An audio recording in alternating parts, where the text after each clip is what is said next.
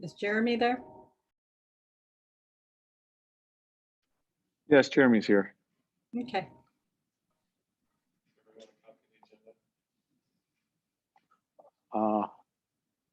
Just a second. As soon as I get on the internet, I think I'll have it. So There's Jeremy.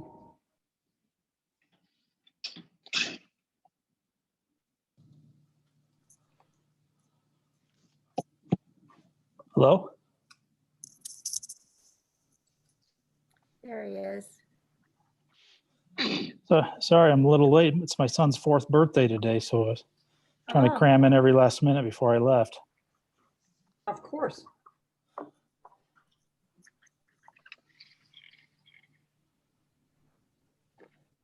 we're going to try to make this a quick meeting tonight, Jeremy, so we can get home.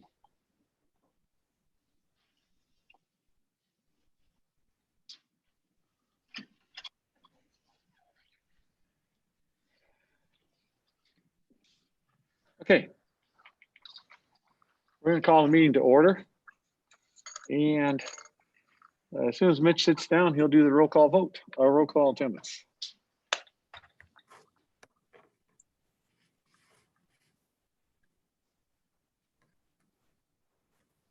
Weber, Here. Nystrom, Here. here, Yeah. Eden, Here. Richard, Here. Malhouse, Here. Okay, on the agenda here, we do not have approving the agenda, but we're gonna eliminate item number 2, 2.02, so we're just gonna have 2 items on the agenda. Is there a motion to approve the agenda as modified? So moved. Is there a second?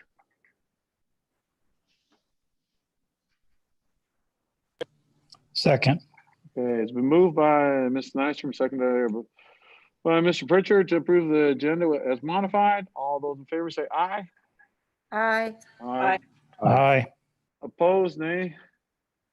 The agenda stands approved as modified. I guess first, I'm going to turn the floor over to Reverend Weber for his statements. Yeah, so make sure I have the microphone close. A lot of people know that a little over 4 months ago, I resigned from the church that I was at here in town. And for the past 4 months, we've just been looking and just seeing where we would go next. And as of tomorrow, actually, I start my new job at a church down in Ankeny, the Ridge Church. And so with that, we'll be moving to Ankeny. Just accepted an offer on a house in the Ankeny School District. So with that, I can no longer be on the Boone School Board. So tonight will be me submitting my resignation for approval. So Well, congratulations on your new job. Yes. First, congratulations on your new job. We're going to miss you on the board. You've only been on a short time, but contributed quite a bit. Really do appreciate it. Now, the email you sent yesterday listed September 25th as your last day. So you'll actually have one more board meeting. September 14th, I believe it is. Yes. So, okay. Just real briefly, let me tell people what's going to happen now. And those people who are listening online. What will happen is the school district will be publishing a notification of the seat vacancy, and we'll be taking applications for the appointment to the seat. Traditionally, what happens is the current 4 board members, we will appoint a 5th person to fulfill that term until the next school election cycle, which would mean that whoever is appointed to this position will stay on that position until November of 2021, at which time they will have to run for re-election for the completion of Reverend Weber's term, which would go through November of 2023. There would also that time be 2 other seats open. That would be Mr. Pritchard's seat and my seat. We are going to have an application that Mrs. Tripa has used in her other school districts that she's worked with who've had board resignations. Can you show that to us? Do you have it printed out? Actually, I think that Mitch is going to go ahead and share his screen and share the application with everyone so you can see the questions that I have used previously in similar situations, and we can certainly adjust and modify this as you wish.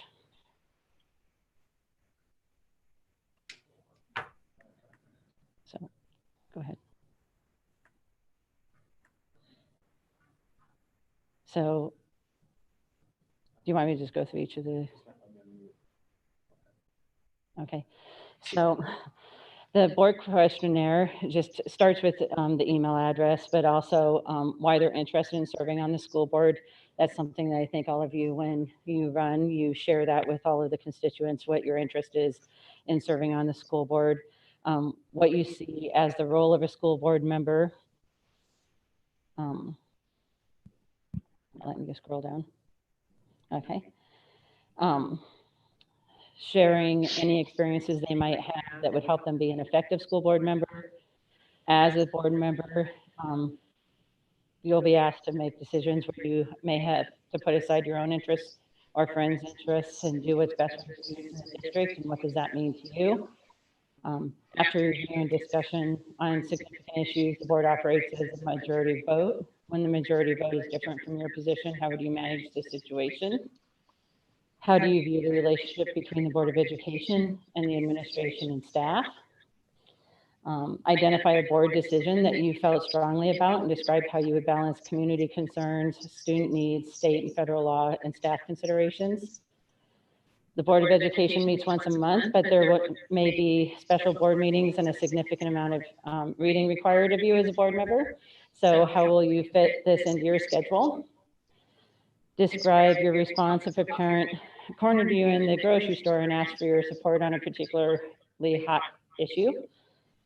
And list any conflict of interest you could have while serving on the Board of Education. And the last one that I've had in the past is, if appointed by the board, would you seek re-election when the appointment expires? So those are just the ones that I've utilized in the past, but hopefully you can share your thoughts and how you'd like to modify that application process at this time.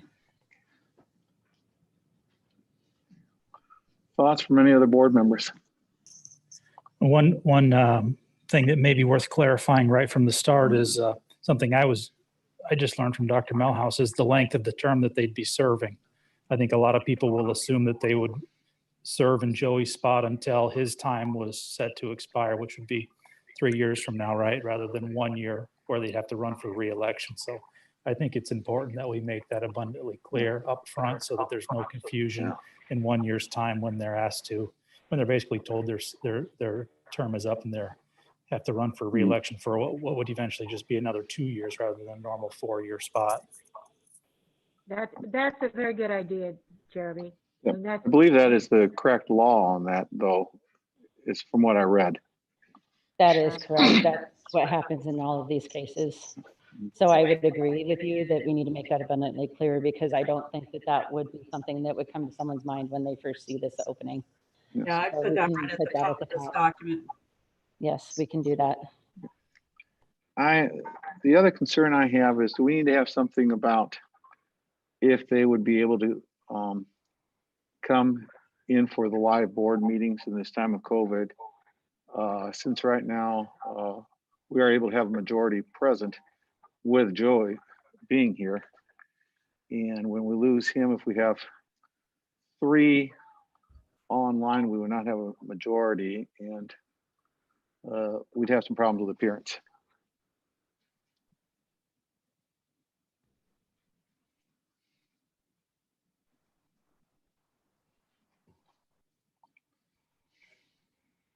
We're willing to add whatever questions the board would like to have on it. So you just let us know. I think if somebody is really, really interested in serving, it shouldn't matter whether they can come in person or not.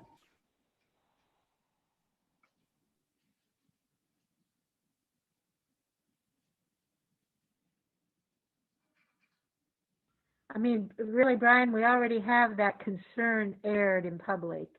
Mhm. Aren't we giving a mixed message? So I don't know if it is critical.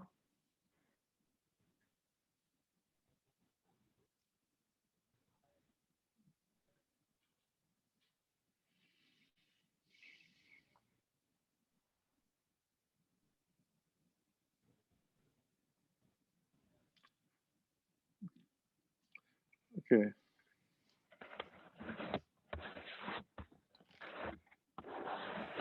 I guess I would agree with Pat and Pam that maybe the optics aren't the best, but that's a tough thing right now, and COVID is not going to last forever, and maybe finding the best leader for the district post-COVID and during COVID is more important than putting a question on there that may exclude some people that would be a good fit.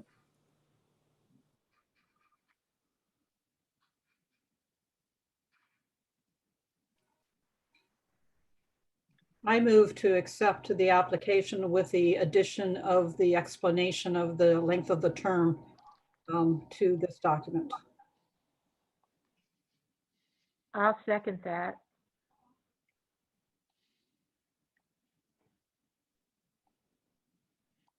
We don't have to make a motion here. This is just a suggestion for these because this is put in as an information and discussion item. And it was not put in for a motion. So I think in this situation, our superintendent will just take what she is hearing from us and move on that. Okay, Okay. As we cannot take a motion. well then I changed that to I recommend. Thank you. Okay. Next is the superintendent's report and school board goals. Okay, so I am going to see if I can share my screen. Actually, can you let me share my screen? Whoever is in charge of that.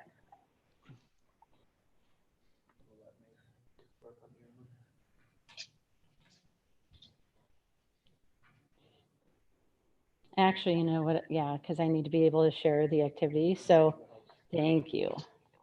So what I wanted to have us do before we go into a continuation of what we discussed at the last board meeting was, if I can move this, I don't know how to move it. I'm gonna go underneath. So there's an activity that the Iowa Association of School Boards has called At the Board Table. And this is something that I had shared with all of you that I would really like us to participate in these at the table activities and attain the boardsmanship award with the Iowa Association. Julie, before you go on, Brian, can you mute yourself because there's an echo? Thank you very much. So what I had wanted to do was to be able to share with all of you these activities, and they are not long, I promise.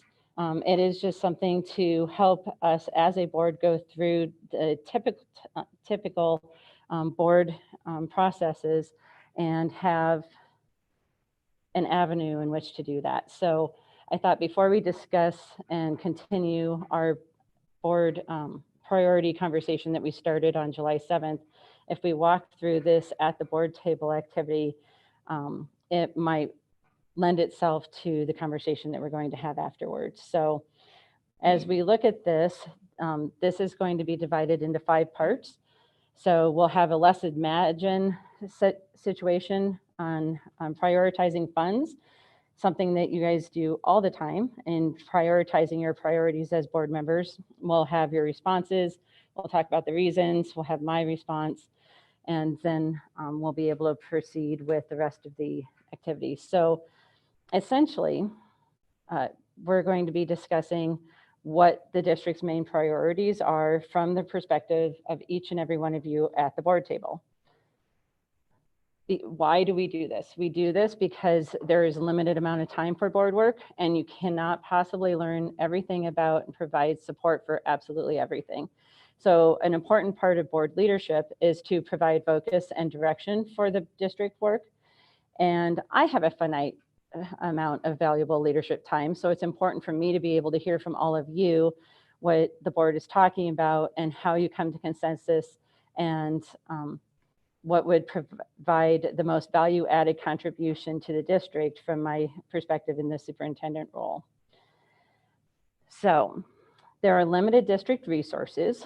As Gary Sinclair, Financial Planning Services Director, likes to say, you can do anything you want, but you can't do everything you want. So in other words, decisions are made based on priorities. So here is your imaginary, almost very real situation. So you're going to imagine that you've been given a magic $100 bill as a board that are going to provide great benefits to our district. And it's going to allow our district to make great strides in school improvement in a given area. It will buy you a great deal more than the actual time or actual amount in time, energy, and materials and motivation for good work. But there are strings attached. So there are rules. So keep these in mind when you go through this activity. First, you're not allowed to discuss with anyone else your individual work. We'll have time to discuss as a group in a moment.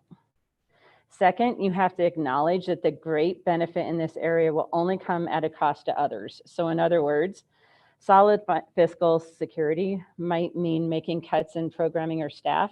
It may mean delaying some purchases of or the updating of equipment, but there's always a cost in another area when you want to attain benefit in a different area. This is going to be the toughest part for you. You can only spend your money all in one place, or you can spend $80 on one priority and $20 in another. Those are your only two options.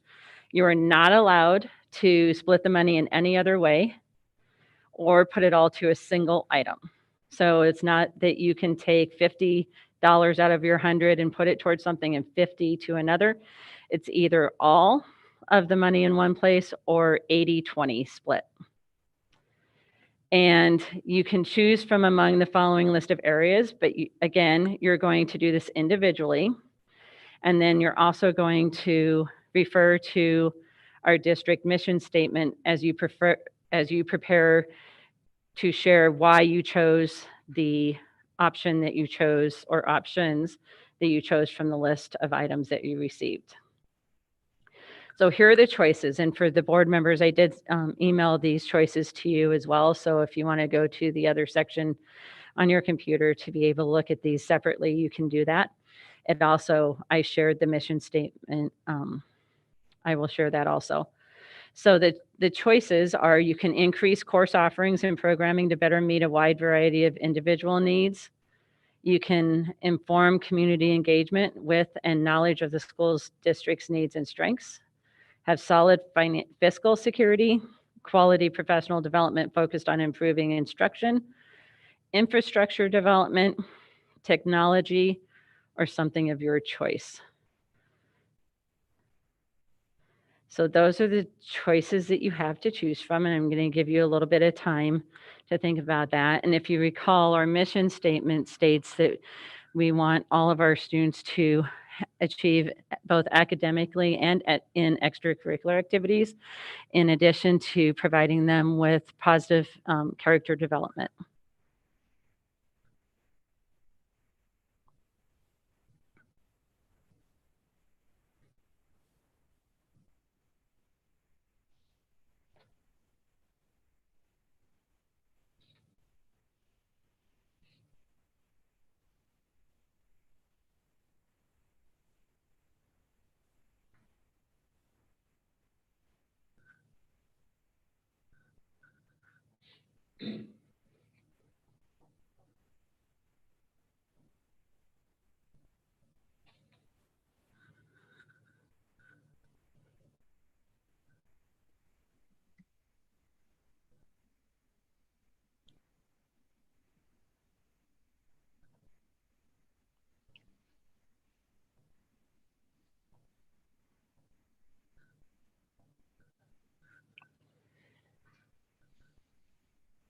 Is everyone ready with their response?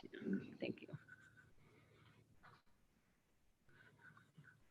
we're going to go around the room here. We're going to start with Reverend Weber and then Pam and Pat, Jeremy, and then myself. We're going to go on basically how long you've been on the board.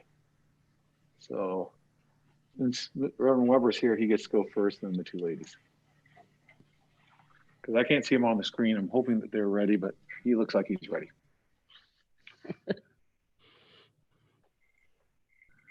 Yeah, I would focus the money on community engagement. And the reason for that is I just feel that in order to accomplish what we need to in the community, we need the community support behind us. You know, we need to pass bonds, and we need to get people supporting us at activities and extracurriculars and just knowledge of what's going on in the district. And so I would focus that extra towards the informed community engagement.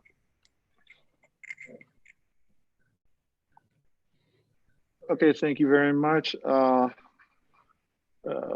Pam, you're next, please. Quick question to Joey first. Joey, were you putting the whole 100 on that?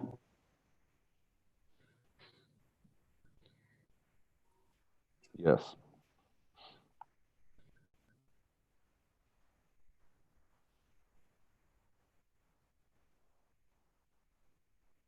Good there. Okay, I'm ready.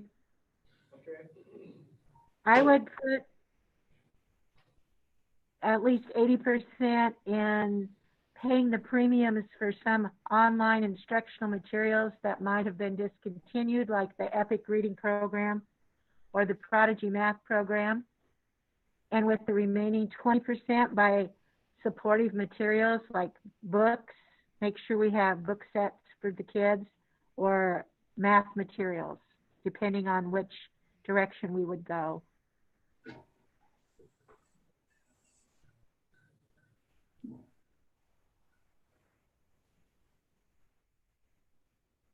Okay, thank you very much, Dr. Nystrom. And now, Pat, Mr. Stephen, you're next. This is really difficult, Julie. So I wasn't sure if the infrastructure was the building or the communication was getting for the building. So I was debating about, so I put the infrastructure as, I guess, 80%, and then increasing because of the new building and the one that we want to do, and the increasing course offerings as 20, just because we do need to grow the Career Ed and the EDGE program and all of those programs, and offer things for our at-risk students as well as our Excel students, making sure that we have everything for them. So that's where I did it. Okay, thank you. Mr. Pritchard? I was actually just flipped from Pat. I was thinking about putting 80% towards increasing course offerings and programming to better meet the needs, individual needs, preparing every kid for the future, I guess. And then 20% on infrastructure, just because it's much easier to prepare kids if you have the proper infrastructure. So that was my thought process there. And Jeremy, I have to let you know, I had it both ways. I had it 80-20, and then I switched it to 20-80, and then I switched it back, and then I switched it back. So did I. So we're on the same page there. Okay, I guess I'm last. I mean, looking at our mission statement, to provide an educational environment that promotes academic and extracurricular, I think first, I would agree with Jeremy. I would go 80% on the course offerings and programming to better meet a wide variety of individual needs. And my 20%, I know what Jeremy and Pat are saying, but I'm going to put my 20% to what Mr. Weber was saying. Reverend Weber talking about informed community engagement and knowledge of the school district's needs and strengths, because we really need that in order to get the bond issue through, to fulfill our technology and our infrastructure. So I understand why you got the other two if you were putting your 20% there, but I just feel community engagement has been such a big part in the last 2 to 3 years' time. Has really brought us a long ways in this district. Thank you. Thank you, everyone. I appreciate all of your perspectives. And I think what was interesting was that I think a lot of your reasoning, you also brought some of your own individual strengths that you bring to the board table to some of your reasons, as well as there shows a lot of cohesiveness on the board with regard to what we see as our priorities. So I think that's something to celebrate through this activity. I thought one of the things that they recommended that we do is maybe go through and share with all of you what the Iowa Association of School Boards possible reasons for choosing the priority areas would be, and see if they kind of match where you were coming from, or if it gives you a different lens to look at, or maybe not, if it's not going to let me do that. I was going to try and click on it. There we go. Increasing course offerings. Iowa Association of School Boards talk about the fact that many districts struggle with ways to meet the changing and highly individualized needs of students, and many of you talked about that, and how district staff would like to meet those varied needs and sometimes feel restricted by the lack of program options. And I think that's one of the reasons that many of you talked about the need for increased course offerings, in addition to maybe seeing gaps in student achievement between certain demographic groups or learning groups that might look at this option favorably. So we had talked previously as a board about the need for an equity lens, and I think that this particular area also speaks to that. And even though that wasn't in some of your reasons, I think it fits into the reasoning that you've had at previous board meetings in discussing opportunities for our students. For informed community engagement, back to Joey's point, as long as Iowa schools remain community school districts, it's important for our communities to understand the needs of our district and to be able to become involved and supportive of the changes that we may have in our district. So contemplating big picture changes need to occur in our community and not just at the school level. So that's spot on to what our school board members mentioned in their reasoning as well. Solid fiscal security. If district resources have been plummeting and needs have been escalating, district might find itself scrambling for viability in any area. One advantage that Boone has is that we are in a really good financial situation right now, with our solvency ratio being above right where they are recommending, between the 5 and 15% for the unauthorized or the unspent authorized budget balance. So that is an area that I think Boone is in good shape with, and probably one of the reasons it wasn't high on your list of priorities when you went through this activity. Quality professional development. Teachers do want to be catalysts for increased student learning, and to be able to do that, they need to have powerful teaching methods and ongoing assessment system that measures the student learning, and that requires strong professional development for our staff. And so districts who want more for their students or see lagging student learning are also interested in providing professional development to their staff so that they can be better prepared to educate the students. Infrastructure development. This would typically focus on safety needs, and our desire to look at a new building definitely relates directly to infrastructure needs in our district. We have a need for a new building due to our 2 buildings that currently exist having so many difficulties with some of the maintenance that's required to just keep it safe for our students and our staff. So that would make it a priority for our district just because of the buildings that we're currently housed in. And then technology. Sometimes a district will select this when we talk, maybe they haven't already gone one-to-one, or they have recognized that we are definitely in a world of digital workplace, and students need to be able to work collaboratively and critically, and they need to be able to utilize technology in which to do that. So that would be reasons that a district may select that. And then there's always some that would like to have their own choice. We did not go that direction tonight, but that's something that to always be cognizant that one of the reasons that we are a 5-member board is to bring our own individuality and ideas to the table to come up with the best course of action. And so I kind of already shared with you my response. I think that your answers reflected cohesiveness on the board. And I also see that you bring your strengths to your answers. The strengths that you bring to the board came through in your answers. And I think that that has enabled you to come to clear consensus around our focus areas. And so with this activity, you will have earned 5 board member points toward our award that we hope to attain by the end of the year. So I appreciate all of you playing along with this. And I do think that as we get into some other topics that maybe you are not as familiar with, it might prove to be a really nice opportunity for professional development for the board and board development. So thank you very much for doing that. I also am going to try to share, if I can find behind this part. Here it is.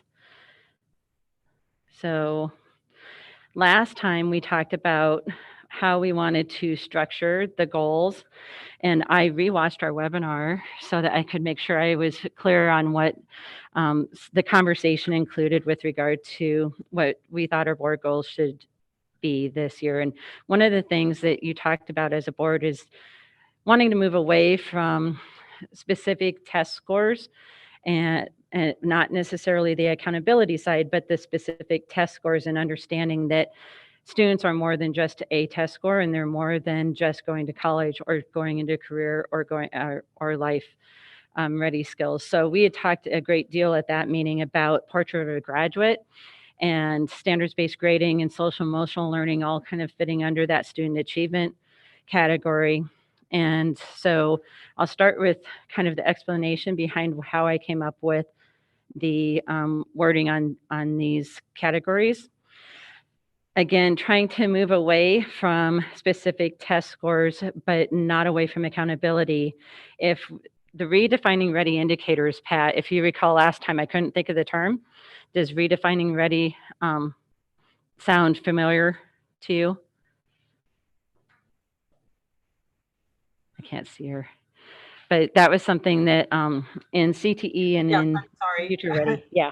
Yes, So it that's is. something that redefining ready indicators actually help define what needs to happen to ensure that our students would be successful if they take the college path, if they take a career path, or if they take the life path. And so no matter what path they choose, it helps define what they would need to be. So for example, if you're going to be successful in college, one of the things they've learned is that if you have at least a 2.8 out of a 4.0 GPA, and you have completed an AP course with a C or better, or attained a AP test score of 3 or above, that would be an indicator that you would find success in college. Or there are certain minimum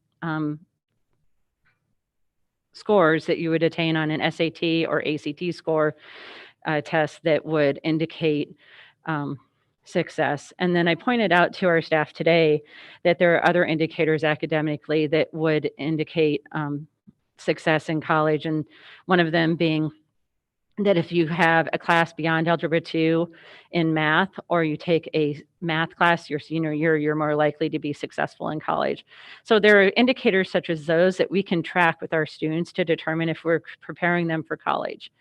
Then for those that may want to take the career path, and not necessarily college, it's been found that if they have an interest in a career cluster, they don't have to decide before they leave high school what they want to do the rest of their lives, but they do need to have an idea of what interests them.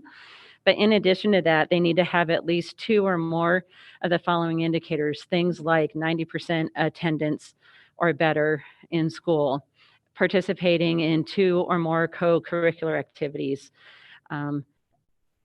having a work experience during their high school career, having, I'm just trying to think off the top of my head because I don't have it in front of me, but some of those indicators that talk about being career ready, those are also I would things emphasize to you also that being career ready doesn't mean you're not going to college. Oh, no, that's, no. 2-year or 4-year college as well. Correct. No, that's absolutely true. They may choose to go to a 4-year school. They may choose to go 2-year. They may choose a career that's through an apprenticeship program. It could be a lot of different things, but you're absolutely right, Pat. It does not mean it has to be one path, just a career. It can be a career through the means of college or post-secondary education of some type. Thank you. Thank you very much for the clarification, because I certainly would not want people to interpret it that way. And then also the life ready skills are just providing students with those strategies for social and emotional health, being able to persevere and have some grit when there are challenges that come their way, being able to dream big and succeed. Our motto of expect the best, achieve success is a good example of that, but you need to have a certain skill set to be able to kind of persevere through some of those challenging times and have strategies when things are difficult. So there are different indicators for each of those areas that we can utilize to help us determine the health of our district when we are doing our portrait of a graduate. So that's why I selected that particular one, because it really will serve as kind of a beacon for us to continue, because each and every student that goes through our system would need to be able to follow any path that they may choose. And so they need to be able to demonstrate those skill sets before they leave Boone Community Schools. So that's how I came up with that particular item. Underneath the social emotional learning, implementing strategies to support student social emotional learning with an equity lens and provide trauma-informed care. That is something that is in our professional development plan, and that's something that we started working on already this year and will continue to work on. And that does work kind of in cohesion with our portrait of a graduate work. Our standards-based grading, our pre-K 8 teachers will need to be trained in the proficiency scales and defining mastery, where our 9 through 12 teachers will focus more on defining and implementing the standards-based grading practices. They're just a little bit ahead with regard to those strategies and understandings. And then portrait of a graduate, all I had down for this particular year is simply developing and adopting the portrait of a graduate. I think that will be a lofty goal in and of itself. There is a lot more to do with it beyond just that. That's a beginning point. But given everything that we have going on this year with the pandemic and other items, I think that if we can accomplish that, that will be something of success. So that, based on our conversation that we had last time, that's what I came up with, student achievement. So before I go into the next categories, do you have any questions or suggestions or comments? I kind of heard in the portrait of the grad, our goal was to actually have that image completed by the end of the year. My question is, what do we use as evidence or a solid number or something to say we either succeeded or did not succeed with the first two bullet points? So we need to determine which assessment we would like to utilize for the social emotional learning. We haven't decided upon the assessment that we think would be best at this point. So that's why I don't have that in there. Because there are a variety of options with that. With the standards-based grading, the 9 through 12, it will be easy to see because they're going to be utilizing the grading practices every time we have a grading period. And then pre-K 8 teachers, we will be able to have physical proficiency skills that they will be able to produce, as well as mastery for each of those areas that they are going to have to define. So we'll have concrete examples of those to be able to determine whether we've accomplished that or not. Okay, thank you. Other questions?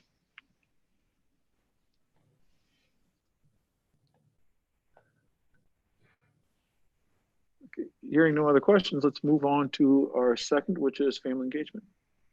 So what I did with the family engagement, and it said family engagement and I believe promotion before, and changed it to communication because our conversation on July 7th was about the need to continue the communication. We had felt we had made a lot of progress in being able to share with our community the positive actions that were occurring in the district, but we didn't want to lose the communication side of it. And we want to make sure that it's not just one-way communication where we're giving information out to our community, but that we are also receiving communication from our community and engagement with them, whether it be with parents, which would be the family engagement side. So you'll see essentially the piece that I changed was at the end, I just said that we would be promoting two-way communication instead of promoting just the district in general, that we're promoting the two-way communication between staff and parents. That yes, we need to communicate with parents, but we also need to have ways where they can communicate with us as well.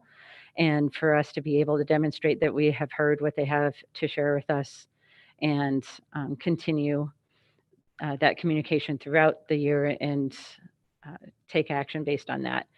And then the community engagement, I incorporated the Portrait of a Graduate work because Portrait of a Graduate is going to include numerous community members, members from different churches, members from different social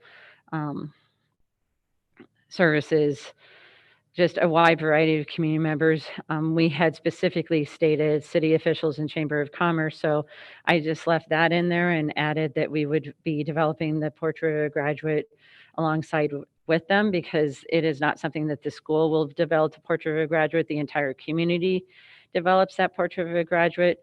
And in addition to ongoing two-way communication. Again, I think we need to move past just one-way communication where we're communicating what we're doing, but instead, not only do we communicate that, but also enlist others' opinions and share that we are here to listen as well. So that's something that I changed for the community and family. We actually said communication instead of engagement. Okay, questions on this level, family engagement and communications?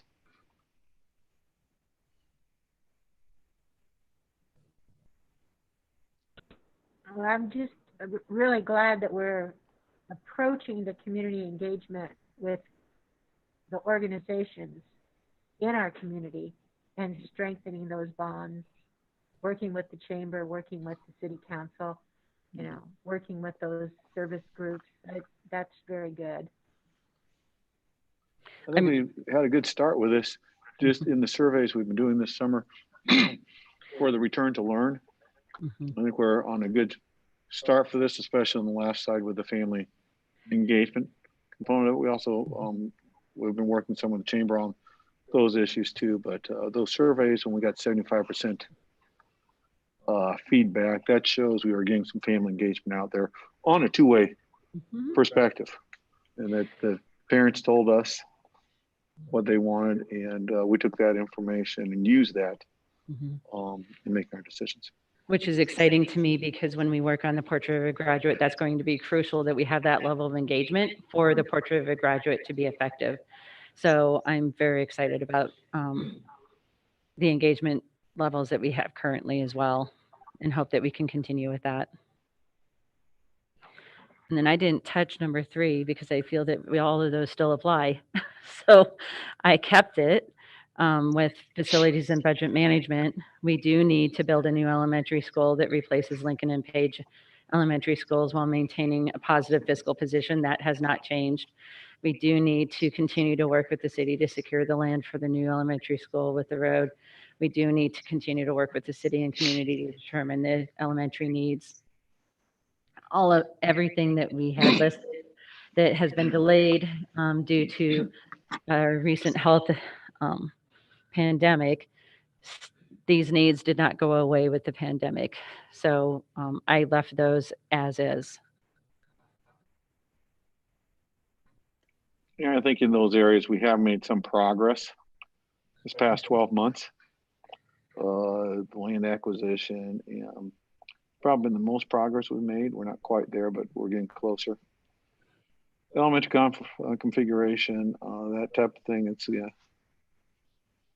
hopefully we can get to that this fall or spring, along with getting the bond issue successfully floated, and Fortunately, with Mr. Lewis's management and Paulette before him, our district is in solid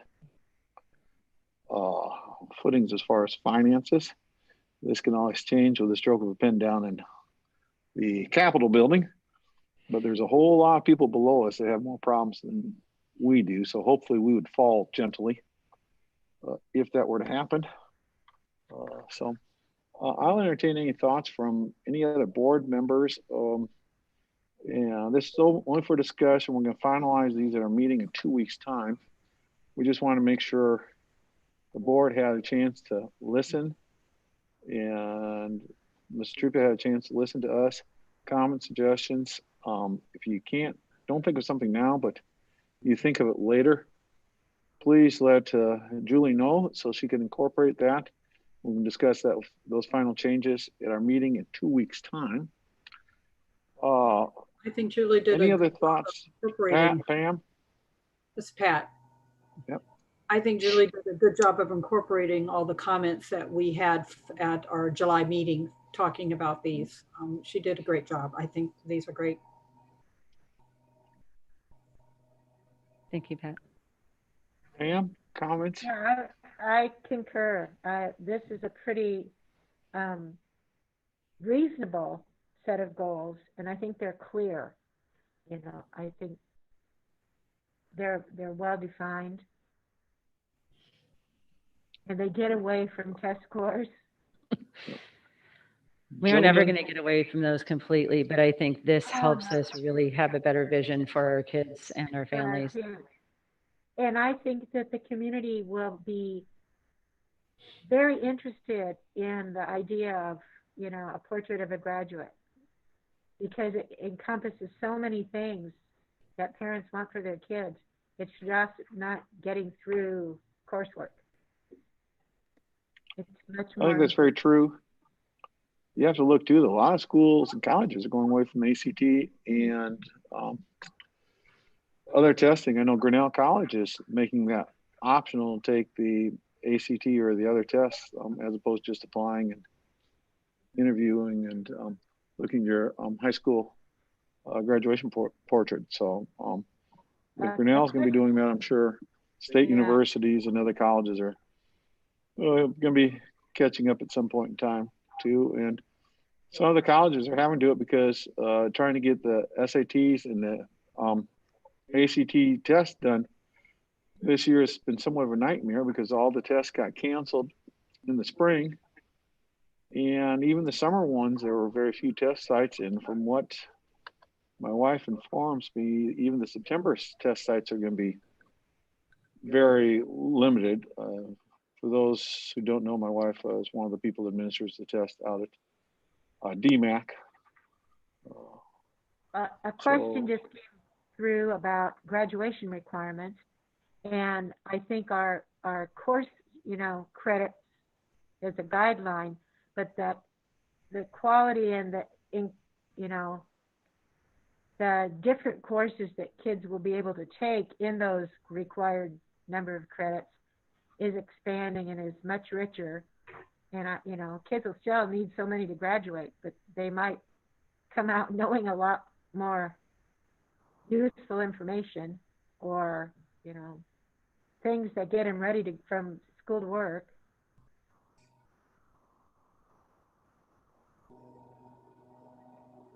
Okay, I'd like to thank Julie for all of her hard work. I agree with what Pat has said. This is an excellent summary.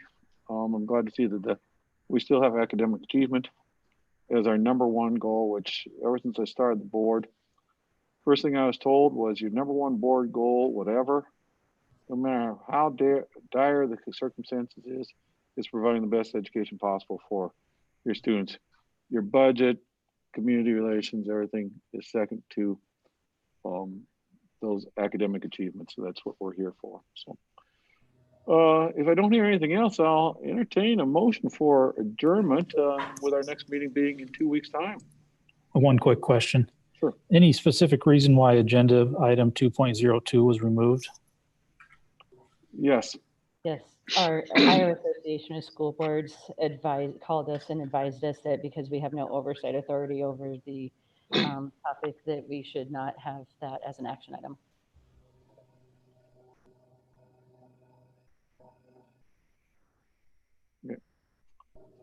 Any other comments, or is there a motion for adjournment? I move to adjourn. Okay, is there a second?